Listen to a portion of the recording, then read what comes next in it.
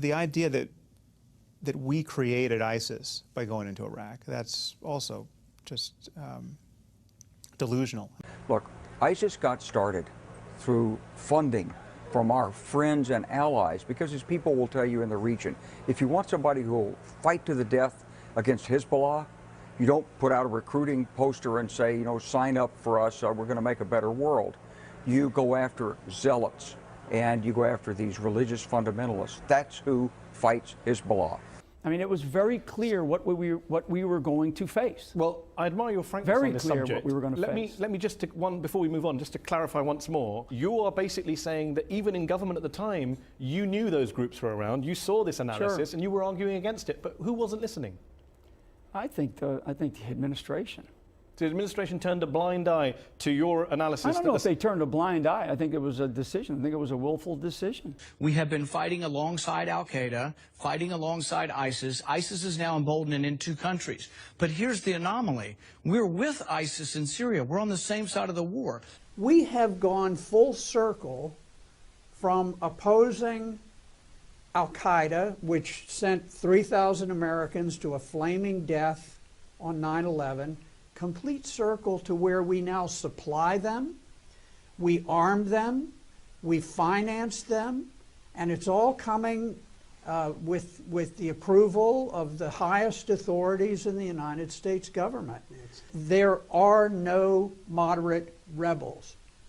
The notion is a fantasy. They do not exist. And yet, I think yesterday, Secretary Kerry was out there saying, well, we've got to help the moderate rebels. The moderate rebels are al-Qaeda, who flew the jets into the Twin Towers, and today these are the moderates. Right. They already reject ISIL. Do you know any major Arab ally that embraces ISIL? I know major Arab allies who fund them.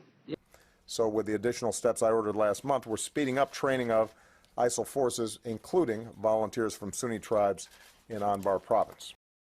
Many of you are asking me, why on earth am I voting or planning to vote for Hillary Clinton? Hillary Clinton has described already the meeting in the White House over 2 years ago. Everyone in the National Security Team recommended arming ISIS. مسؤولين أمريكيين دبلوماسيين عسكريين وأمنيين موجود هذا في وسائل الإعلام شو عم بيقولوا؟ نحن عملنا داعش لنضرب فيها محور المقاومة، لنقاتل فيها حزب الله. داعش يعني مين؟ يعني داعش وجبهة النصرة وكل هذا الخط التكفيري، لأنه نصرة وداعش خلاف تنظيمي. يعني لما اجوا وبلشوا يقاتلوا بسوريا ما كان في داعش ونصرة. كانوا أبو بكر البغدادي وأبو محمد الجولاني تحت أمرة أبو بكر البغدادي المبايع لأيمن الظواهري. وانفتحت سوريا لكل هؤلاء الذين جيء بهم من كل أنحاء العالم. طيب اليوم الأمريكان شو بيقولوا؟ نحن عملناهم لنقاتل فيهم حزب الله ونقاتل فيهم المقاومة. Iraq was the perfect test case to create a vibrant democracy in the heart of the Arab world. I mean, this is a basically educated population. We completely underestimated the level of sectarianism there. But again, is easily ascribed to incompetence. I mean,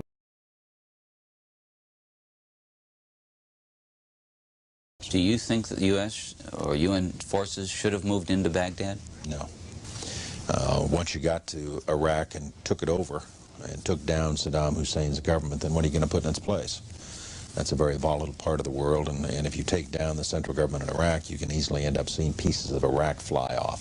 Part of it the Syrians would like to have to the west. Part of eastern Iraq, the Iranians would like to claim, fought over for 8 years. In the north, you've got the Kurds, and if the Kurds spin loose and join with the Kurds in Turkey, then you threaten the territorial integrity of Turkey. It's a quagmire if you go that far and try to take over Iraq. If you take out Saddam's regime, I guarantee you that it will have enormous positive reverberations on the region.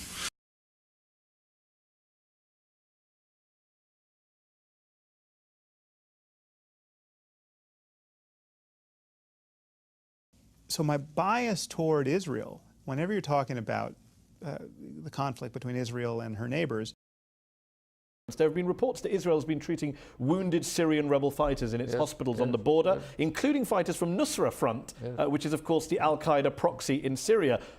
Do those reports worry you that Israel's helping wounded al-Qaeda-aligned fighters? As I said before, in a different context, it's always useful also to deal with your enemies in a humane way. And I think that when you have people who are wounded and you can deal with them in a humane way, the considerations as to whether to take them in are not simply whether it's politically useful or whether it's politically So it's purely humanitarian, you say? So there's no tactical or political strategic... I didn't say there's no tactical. I said the main consideration, the immediate consideration is humane. But the tactical issues involved, I mean, you know better than me the phrase blowback. You don't think there's going to be blowback against Israel if you get into bed with a group like Nusra Front? No, I don't think so. I don't think there's going to be blowback. Why? Because I think that, unfortunately, the rules of the game in Syria are such that you can do anything that is not possible to be done anywhere else. Yeah, I think people said that in Afghanistan too. Would you also treat Hezbollah fighters? No. I would not treat... Have you not just contradicted what you told me 60 seconds ago about humanely treating your enemies? No. I think as far as Hezbollah fighters are concerned, with them we have a different account. So let me be clear, you're happy to treat al-Qaeda fighters, but not Hezbollah fighters? We have a different account with Hezbollah, a totally different account, because Hezbollah has carried out the type of actions against us which preclude us from going into what the al-Qaeda has done. Al-Qaeda, to the best of my recollection, has up to now not attacked Israel. But it's attacked your number one ally and protector and sponsor, the United States of America. There is a quote-unquote war on terror being going on for 15 years.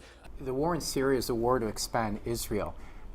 ISIS stands for Israeli Secret Intelligence Service. You can Google it. There's a video from years ago where a reporter actually brought this up. You tell the story about how you tried to find out what they call the Mossad when they deal with publicly? I thought it was a reasonable question, but the trouble is you can't pick up the phone book. There's no Langley in Israel that you can look up, CIA, or in our case, the Mossad. We thought we should ask, what shall we call it in English? You can translate the Hebrew words, as I said, Mossad is institute, but when they write a letter to their friends in the CIA or the British intelligence, what do they call themselves? It took a while. It was a matter of asking the Prime Minister's spokesman. The best you could do, because officially the Mossad is under the Prime Minister's office. And I think he sort of wondered why you want to know and all that, so we explained. And he came up with the Israeli Secret Intelligence Service. I mean, if it were to have initials, it would be ISIS. Wake up.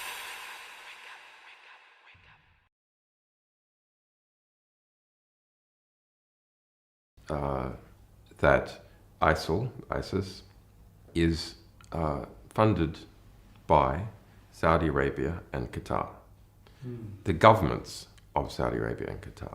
Now, this is I think this is the most significant email in the whole collection.